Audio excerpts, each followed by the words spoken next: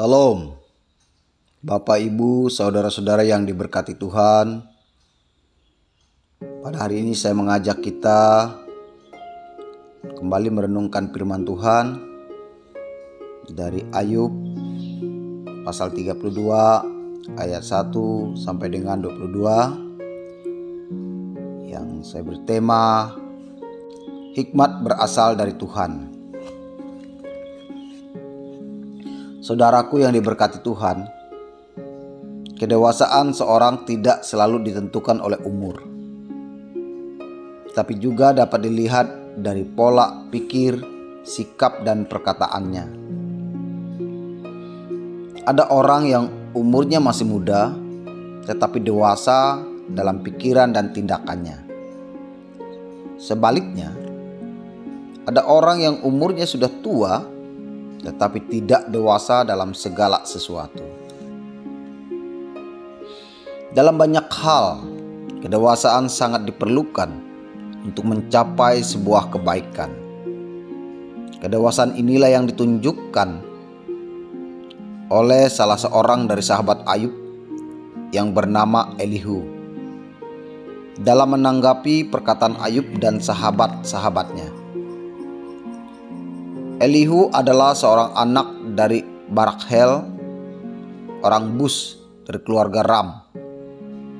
Atas apa yang telah diperdebatkan sebelumnya antara Ayub dan sahabat-sahabatnya mengenai penderitaan yang dialami oleh Ayub, Elihu juga ingin angkat bicara, mengemukakan pendapatnya. Saudaraku yang diberkati Tuhan, meskipun ia lebih muda dari sahabat-sahabat Ayub yang lain, namun ia menunjukkan kedewasaannya dalam berbicara.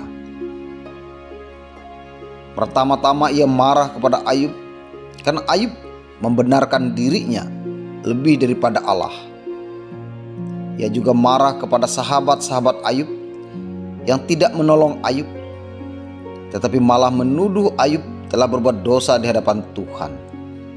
Dapat kita baca dalam ayat 1-5. Meskipun sebenarnya ia merasa segan dan takut untuk menyampaikan pendapatnya kepada Ayub, karena Ayub lebih tua darinya. Namun ia melihat bahwa umur tidak menentukan hikmat dan pengertian seorang. Ayat 6-10. Dengan kata lain, umur dan kebijaksanaan tidak selalu berkaitan, sehingga ia ingin menyampaikan pendapatnya kepada Ayub, dan ia ingin Ayub mendengar dan memperhatikan apa yang disampaikannya. Karena ia melihat tidak ada orang yang dapat menjawab pertanyaan dan pergumulan Ayub dengan tepat. Ini dapat dibaca ayat 11-12. Saudaraku yang diberkati Tuhan, apa yang disampaikannya tidak menunjukkan keberpihakannya kepada siapapun, dan ia berharap perkataannya akan dapat membawa pemahaman dan kebijaksanaan kepada Ayub. Pendapat Elihu tersebut disampaikannya dengan panjang lebar di pasal 33-37 dari kitab Ayub. Munculnya Elihu sebagai karakter baru yang memberikan pandangan tentang penderitaan Ayub menjadi bagian penting dari narasi yang lebih luas dari pertanyaan Ayub tentang keadilan dan tujuan penderitaan dalam hidup manusia. Dari uraian firman Tuhan ini kita dapat belajar. Pertama, menghormati orang yang lebih tua.